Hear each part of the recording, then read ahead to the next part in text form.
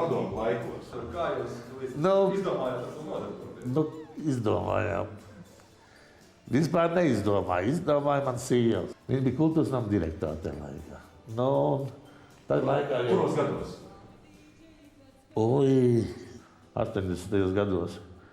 Tajā laikā jau pasākums uz pasākumu bija kultūras namā. Tad jau nebija tā kā tagad tik sestdienās, svētdienās. Tad jau bija pat darbdienām. Es tekošu mājās viens pats. Īstā vēsturi pavisam vienkārši. Man ir dramatiskais pulciņš, man ir kultūras nams, dēlam ir dramatiskais pulciņš, meitai ir deju kolektīvs, vīram nav nekā. Sākām domāt, kā viņu piesaistīt arī kultūras namam. Taisam diskotēku. Zināju, ka Imants ir gudrs tehniķis. Saucam Imantu talkā, savācam aparatūru, kas ir, un taisam diskotēku. Un tāda viņa tagad ir.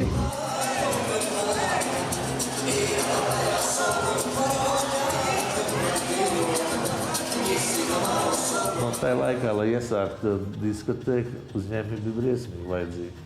Pirmkārt jau neko nevarēja dabūt. Aparatūru visu taisījām paši.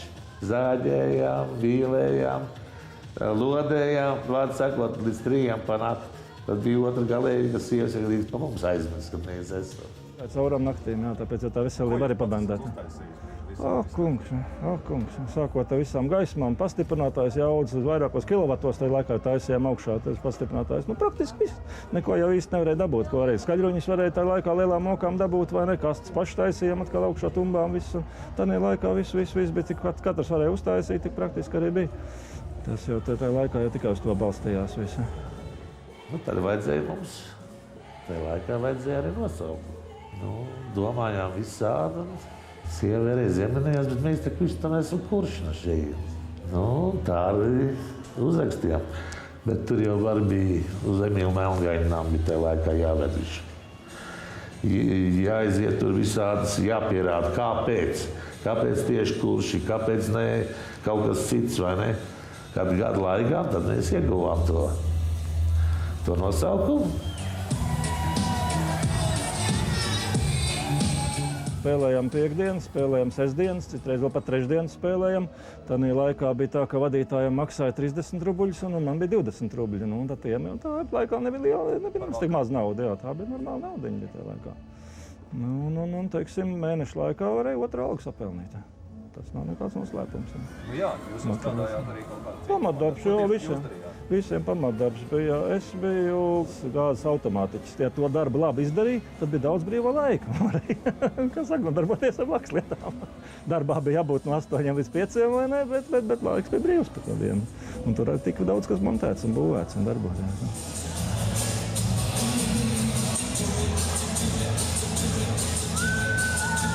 Tajā laikā Rīgā bija, varbūt jūs esat dzirdējuši tādu uzvārdu Lapīnsks. Tur mēs braucām pie viņa, pirkām, ieraksts. Aizved lēns, viņiem pašam bija lēns, vai notpīt pie Lapīnsks, visām grozīm notpīt. Nebija jau arī kur ierakstīt citur. Viņš ieraksta tev neatved tev, un tad tās lēns jau ar 3-4 gabali, viss. Veselā vakaram, cik nevajag gabals. Tad pabišķītim. Tad graizīja kopā lēns, tad ir uz mazām lēntītēm, lielās lēns žēla, tad spēlēm, tad parēķins, kā tagad nospied podziņu un te nākošies gabals. Bet tad lēni bija visi jāpārtir. Bija jāpiešaujās uz 2 magnetofoniem un visu laiku tekoši. Kaut ko paspēja parunāt, kaut ko atkal tīri. Gabals jāatkārto, zāle stāv. Tajā laikā jau es prasu atkārtot gabalu. Tagad jau vairs neviens to nepiekovoja, ne? Bet tajā laikā vēl aplaudēja un nē, pat tas nebija.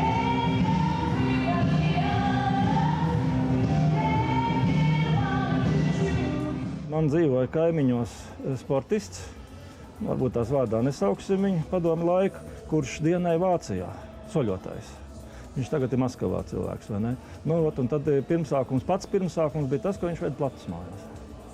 Pamatā tā bija vācu mūzika, bet bija arī viss slovēni rokenroli un viss. Tādā laikā viena plata gāja 60 rubļu. Nu, tad jūs apmēram stāties priekšā, ja bija kaut kāda 100 rubļu bija alga. Bet tad sākās atkal visas tarifikācijas vajadzīgas bija tajā laikā. Tu tagad nedrīkstēji spēlēt. Tad bija pirmā tarifikācija, tad jau varēja braukāt pa rajonu, pa republiku. Otrā, tad tikai pa rajonu, un trešā bija tikai uz vietas nedrīkstēji spēlēt. Tarifikācija deva uz gadu. Katru dienu bija pa jaunu jāiziet.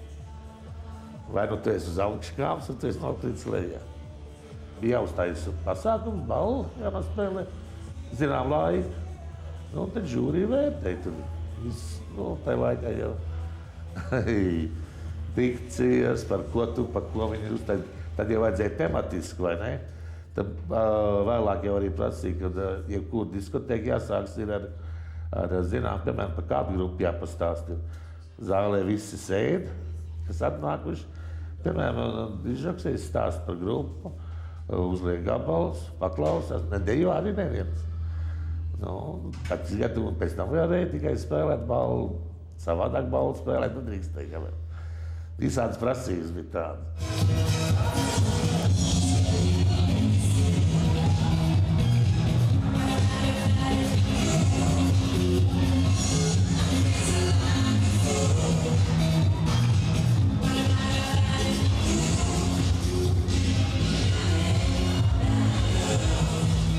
Noteikums bija tāds, ka nedrīkst vakarā atskaņot vairāk par 30% ārzemju mūziku. Es nezinu, cik viņš ilgi pastāvēja tas noteikums, bet tāds noteikums bija.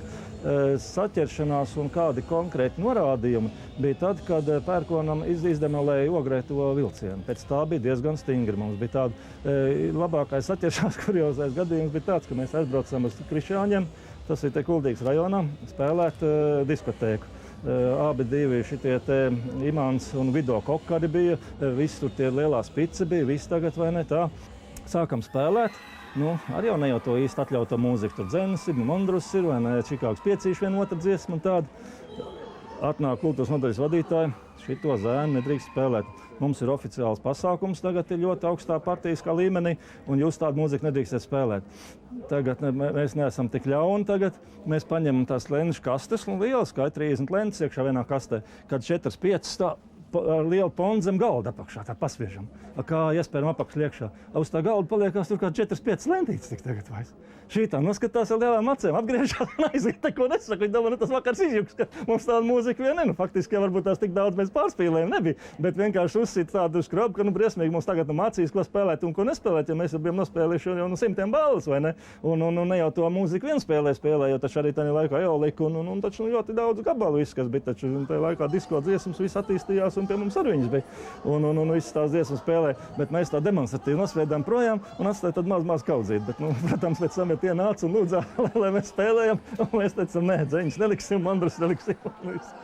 Tāds interesants jautājums, kad ārzemju gabalu viss bija jāiztulko latviešu valodā. Vismaz tik daudz, lai zinātu, par ko tur tas saturs ir. Vai ne, kad tu kaut ko tu nepareizi neizspēlē. Un tad bija prasīt padomu gabalu, zinām, daudz mums bija jābūt. Ja tu nespēlēji, tālāk tu netiki, vārds sakot. Padomu mūzika, jā, mēs pat esam spēlējuši veterānu pasākumā, Nikrāts Severēļa. Mums tur bija vajadzīgi visādi tādi sametni, es pat vairs neatceros, kā tos gabalus sauc. Bija jāveltīja veterāniem.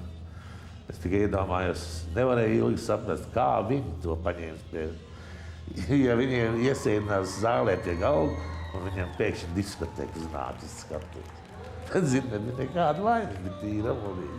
No sākuma gan ne, bet vēlāk bija omulīga.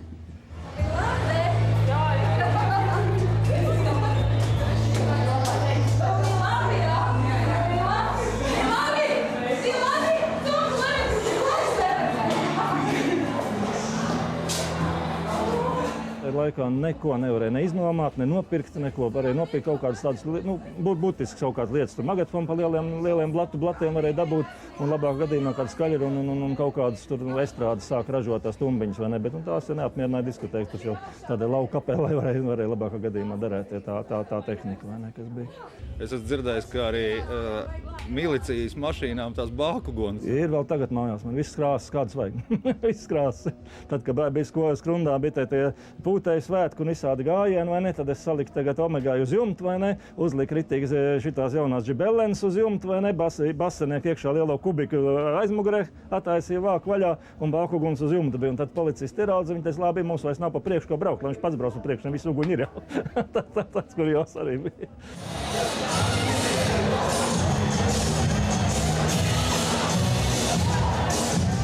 Tanī laikā tas viss bija savādāk. Mēs spēlējām, teiksim, man kā gaismotājiem, šobrīd arī šie pēdējie 3 gadi, ir jau jauki paspēlēties ar pogām, ar gaismām, bet es nevaru nokrāsot zāli sarkanu, zaļu, kā man vajag. Tanī laikā es to varēju. Šeit man bija vesela grēda ar aparātiem. Jā. Bet toreiz ar tām gaismām bija tāda lieta, ka tur tomēr diezgan daudz ko vajadzēja ar savām rokām taisīt. Jā, un tur jau bija tā sāls, ka visa tā aparatūra bija radīta ar savām rokām. Un tur bija gaismiņa, lampiņas salikta ar dažādām krāsām pa kvadrātiem. Un pats krūtākais moments bija, ka tur varēja ar skrejošām gaismām tekstu raidīt. Tie bija tikai daži teiksim, burti, ja? Bet vienīgais, ko varēja izspiest, tuto. un tas tā šobrīd, lai zāli piepildītu ar dūmiem, atliek nospiest tikai pogi, ja? Tanī laikā mums šeit stāvēja plītiņa, un uz plītiņas mēs bērām virsū pulverīt. Un ventilators pūt dūmus, un tas bija smēķis. Cilvēki to nesaprata. Cilvēki to kaut kā vairāk tā neatbalstīja īsti tā, kad parastā publika, vai ne? Bija jau, protams, kultūras nav vadība, kas saprata un visi zināja, ko tas nozīmē, bet cilvēki daudz to nesaprata. Viņi vienkārši nāca, tā gaismiņa tur deg un viss, bet viņi nesaprata, cik tas darbs ir ielikts iekšā, lai tā gaismiņa tur tā degtu, vai ne? Un notiktos. Bija tāds gadījums, kad mums bija viens partijas vārdā, es atkal nesaukšu, vai ne, partijas funkcionārs bija uzaicināts tarifikācijas žūrijas komisijā. Ja? Mēs atkal vienkārši variantiņu izdomājam, bija tās pistoles, ko spīdina, vai ne, kad izgaismo, teiksim, seja. Ja? Mēs atradām, ka tur var ielikt iekšā gan diapozitīvu, gan ielikt iekšā vēl kaut ko tajā pistolē, un uzreiz rāda bildi, tā kā projektors strādā, bet no kārtīgi jauda. Mēs neesam tik ļauni, mēs paņemam parasto bleķi, metāla plāksnīti, saborējam caurumiņus, uztaisam disko, kurš, vai ne, kaut mainīt tos uzrakstus, baigs. Smuki izskatās uz tumšu fonu, teiksim, aizmugurē skatuves palaižot. Tad viņš piesājās tādu jautājumu, kāpēc tur ir disco, jūs latviešu valodu neprotiet?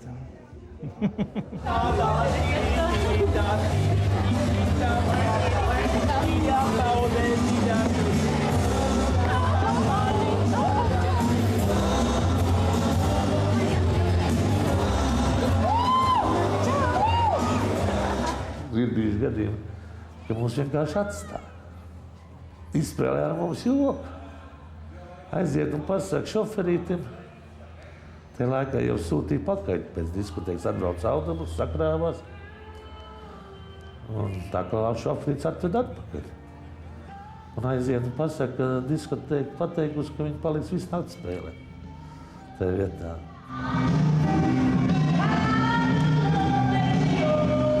Bet jūs arī esat... Diskotēkas kurš ir DJs? Cik jūs ilgi bijāt DJs? Kā 3 gadi apmēram, vidusskolas laiks. Kāpēc tik maz? Jums tas nepatika? Es aizgāju mācīties. Sāku tā, kad tieši šī mājā arī nācu dažādos pulciņos, aktīvus bērniņš, viss, kas ir jādara. Un tad kultūras nama direktora Mārīte saka, tad varbūt tās pamēģinam arī diskotēkā. Vienkārši labi pavadīts laiks. Man kaut kā nebija problēmas. Man liekas, ka es varēju 12. pārnākt no kultūras nama mājās. Nākošā dienā jāiet uz skolu, mums viss kārtībā, tā tad ir jāiet. Kādu mūziku jūs likāt? Kas bija jūsu favorīts? Jā, man, teiksim, ļoti patika toreiz. Par kartiņu kruvu es fanoju.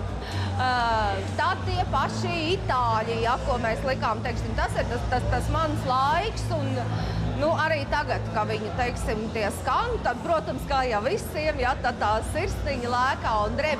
Jā, arī latviešu mūzika. Mēs jau toreiz braucām uz Rīgu mācīties. Toreiz bija jauns DJs Poligrāfiķu klubā, Ainars Mielaus. Sarunājām tā aci pret aci, kad vai var aizbraukt. Tā viņš mūs tur arī mācīja, kā varētu miksēt un visu, ko darīt. Es atceros, kad Arnis Mēdnis dziedāja tādās kumpainās biksēs viņam bija. Man izlikās, ka patiesībā man arī tādas ļoti būtu labas. Un tad es arī to pumpaino audumu nopirku un uztaisīju tādas pumpainas bikses, un vēl tur tāda kaut kāda blūzīta, jo par stilu ir jādomā vienmēr. Tas ir brīdis, kas pāriet, bet tās sajūtas mēs varam atgriezt. Man ir iespēja to darīt, un es to daru.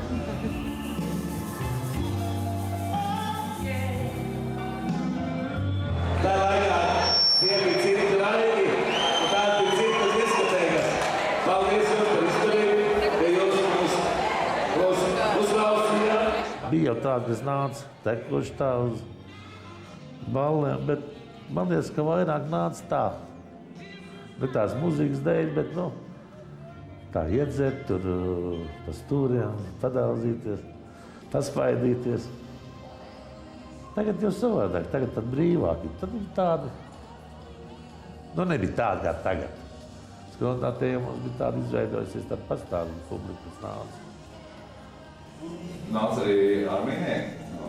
Vai nē, ar tiem mums bija karš vietējais. Tie nenāca. Uždeg kautiņš iznāca kāds. Un tad viņas nelaida ārā vēlāk, vai es nelaidu vispār uz kultūras namu te uz skronu. Viņi tā kā... Kā es to varu salīdzināt? Katrs gailas aizstāv savu vistu.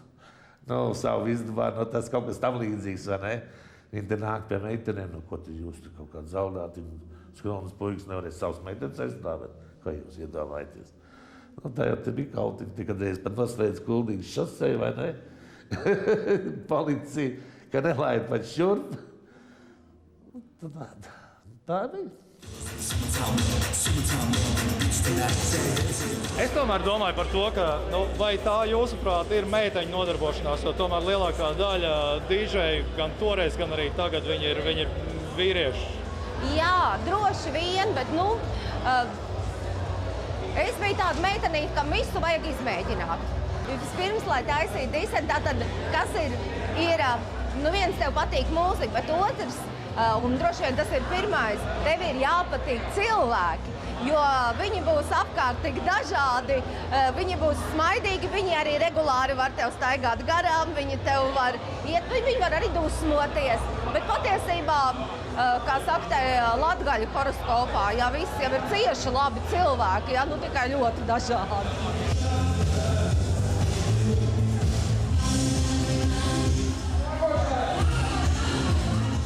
Publika jau ir nomainījusies. Šobrīd šeit šī zālē ir to cilvēku bērni, kuriem spēlējām mēs toreiz, 97. gadā pēdējo reizi. Bija jau pagājis labs laiks, un mēs ar sievu izdomājām, ka vajadzētu satikties visiem. Tas bija 4 gadus atpakaļ. Es sameklēju visu, ko varēju atrast, un viņi atbrauc uz skronu, tad te vakarā sēžam tā. Uz vienu brīdi direktors saka, kultūras namam 50 gadu jubileja taisa nāca. Tad, varbūt uzspēlēs. Mēs tagad nav apratūras, un neapratūra būs, zāle būs. Tā arī iesākām atkal. Tagad jau 4. gads kopš. Katru gadu mums publika aug. To jau pēc publikas var redzēt, ka šogad jau ir daudz vairāk kā pirmo gadu. Nezinu, kāpēc, bet viņiem kaut kas patīk. tajos 80. Nē, nu forši jau viņi bija, man arī pašiem kaut.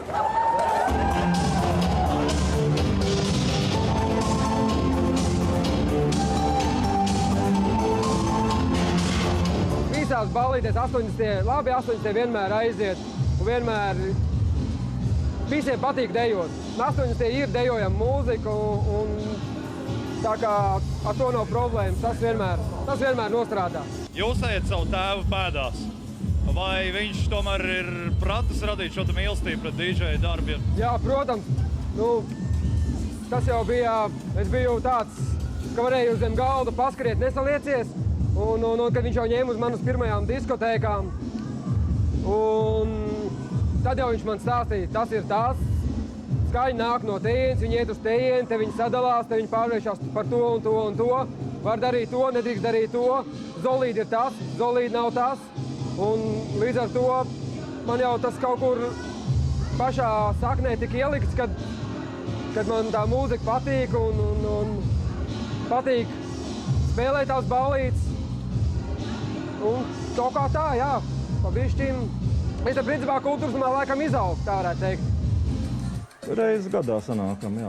Reiz gadā, diemžēl, tik jā, mēs esam stipri jau uz pensijas vecumu velk jau, vai ne, un tad mēs sanākam, tas ir vairāk tāds atceres vakars, vai ne, ar kā saka, pašiem satikties un atkal redzēties, un protams, arī viss tā tehnika un vispārējais tās dziesmas interesē, bet spēlē jau jaunie, mēs jau vairs tikai tā. Mēs piepalīdzam, es uz tehnisko pusi bišķiņu piepalīdzu, un Raimonds ar idejām, vai ne, bet te jau ir Aivita, kas visu to organizē, ir, un mūsu nākošie, mūsu bērni praktiski tie, kas spēlē. Tādā ziņā. Un viņiem patīk 80. gadu mūzika? Arī jā. Man ir mazbērns, tagad ir 6, 7 gadi, viņam tagad palika nu pat kā, un viņam uzliek ābu vai bonēm, viņš stāvā sajūsmā vai dieviņas. Jā, tie taču ir gabali. Viņš labāk klausās tos nekā kaut kādā Anniņa. Man vislielākais prieks ir tad, ja visi dejo, visi dzied līdzi un visi ir laimīgi. Principā es nesaskatu kā milzu karjeru iespēju būt dīdžejam. Tas ir man kā hobijs, kā prieks, kā vaļasprieks. Kā sestdienās, kā puikas iet uzspēlēt bumbu, kā es sestdienās arī citreiz mēdzu uzspēlēt mūziku. Tas ir sirdī. Ik viens, kurš ir saslims ar skatuves šo slimību, ja? Jo es vairākas reizes, ik reizi, kad es šeit atgriežos, ja? Šeit ir tas svarīgākais, tas smarža. Un, ja tu ieelpo to skatuves smaržu, ja? Nav jau būtiski, vai tu esi aktieris, dziedātājs vai dejotājs, vai tehniskais darbinieks. Tu jau tu realizē kaut kādas savas fantāzijas, ja? Kā jūs izskaidrojat to, ka 80. gadu disene un nāk jaunieši? Principā daļai nepiekrīt. Varbūt jūs vēl nepamanījāt, bet droši vien kā vēl būs. Jo iepriekšējos gadus bija tā, ka sēž pie viena galda mamma, meita un mazmeita. Un visi trīs sēž pie viena galda. Visi trīs ir atnākuši uz diskotēku Kurš. Un tie bērni, viņi jau dzird savā starpā. Diskotēku Kurš, tā ir mana jaunība, tas ir mans laiks. Un bija pat tāds kuriozs gadījums, kad ģimenē strīds. Mamma taisās uz diskotēku Kurši. Meita arī taisās. Paga. Mamma, tu tak nekur neiesi. Un tad beigās, protams, atnāca abi un viss bija kārtībā un visi atpūtās. Bet ir tā, ka nāk.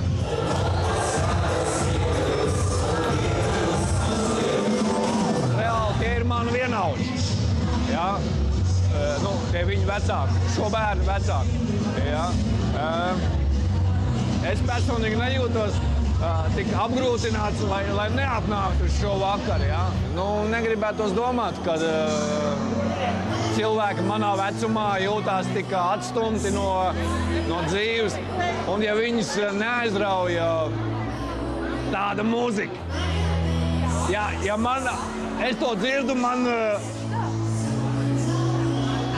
asins sāk kūsāt un es eju tur. Lai vai kā. Skumji!